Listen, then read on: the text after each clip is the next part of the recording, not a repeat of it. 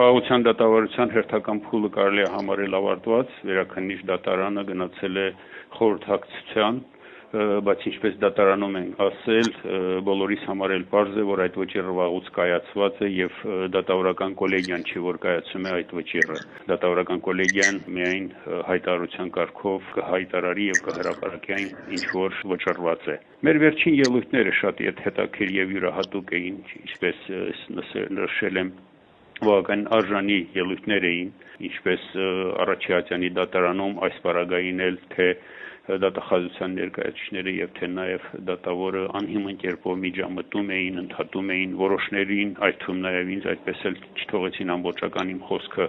ներկայացնել, բայց այնուհանդերձ խնդիր չէ, մենք բոլորս հասկանում ենք, որ սա քաղաքական դատավարություն է եւ շատ բարձ հայտարարում ենք այնտեղ, որ քաղաքական դատավարություն է, այլ կերպ չի էլ կարող լինել։ Ամենամեծ գնահատականը հավանաբար այս դատավարության տվել է պաշտպաններից մեկը,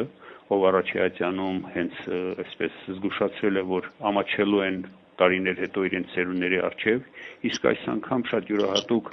խոսք փոխանցեց դատավորական կոլեգիային, այսպես զգաստացնող խոսք փոխանցելով, որ չպղծենք դատարանը եւ ասաց, որ մեր հաղթանակները այս դատավարությամբ պղծել ենք, այսինքն մեր ընդհանուր պահվածքը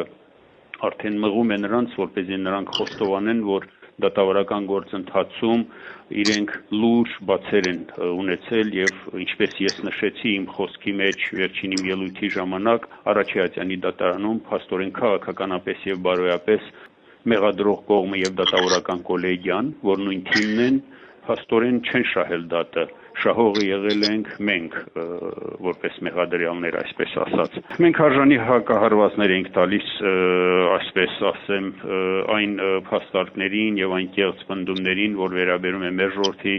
անցյալին, ներկային, պատվի խնդիրներին մեր ժողովրդի, կեղծ տեղեկություններով, շինծու հիմնավորումներով, ազգային ինքնասիրությունը կողքրտող պահվածքով, կեղծված պատմությամբ եւ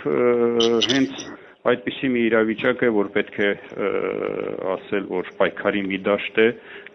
որտեղ գործում է ուժի օրենքը, այսինքն օրենքի ուժ չկա։ Մենք ենք որոշողը, այս սկզբունքով են առաջնորդվում դատավորները եւ դատավորական կոլեգիան եւ անում այն ինչ որ ուզում են, մեզ համար էլ դա հասկանալի է, բայց ինչպես նշել ենք, սա մեր համար երկրորդական է եւ մենք ուղղակի ֆորմալ կողմ ենք ապահովում, որպեսզի հասնենք միջազգային դատարան։ Այնպես որ այս դատավարությունը կարող ենք համարել դատող կողմի համար տապալված դատավարություն։ Լրատվությունը ինչպես միշտ ներկայացվում է միակողմանի մանիպուլացված, իրականությանը ոչ համապատասխան։ Ես մեկ նույնիսկ մտածում եմ, որ ուր են Հայաստանի ազատության լրատվամիջոցի ռադիոկայանի լրագրողները, ազատություն որոնող լրագրողները։ Մոտ 2 տարի է սպասում ենք, որ դատարանի դահլիճում կհայտնվեն, չէ՞ որ նրանց համար սպիտակ տան պատերը կամ Կրեմլի պատերը կամ եվրոպական որևէ երկրի, այդ թվում նաև բրյուսելյան հանրահայտ պատերը դժվար չէ շոշափելը, բայց Բաքվի դատարանների դահլիճից ներս նրանց մենք այդպես էլ չտեսանք, որպեսզի աշխարհին ներկայացնեն, թե ում են դատում, ինչու համար են դատում եւ ինչպես են դատում։ Ինչևէ, Նաև մի փոքր այսպես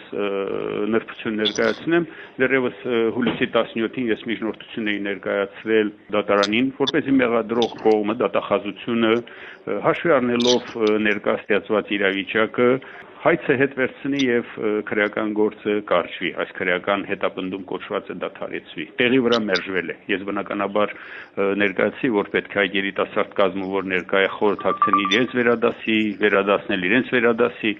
սակայն տեղի վրա մերժվեց։ Ամսի 31-ին մեր վերջին նիստի ժամանակ վերջի խոսքում ես խոսքս ուղղեցի դատավորին եւ խնդրեցի առաջարկ ներկայացրի դատավորին, որպեսզի իմ այդ միջնորդության բովանդակությամբ առաջարկ ներկայացնելով, պահը օգտագործելով այդ իմ առաջարկի հնարավորությունը օգտագործելով, որպեսզի դատավորական կոլեգիան խորհրդակցի ում հետ որ անհրաժեշտ է, ովքեր որ որոշում են կայացնում, եւ հաշվի առնելով երկու երկրների, երկու ժողովուրդների միջև ստեղծված նուրբ քաղաքական իրավիճակը, արտաքին քաղաքական դերակատարների դերը եւ որպես ապագայի միտված ներդրում այս քրեական հետապնդումը դադարեցնեն եւ գործը կարճեն։ Ինչ կորոշեն,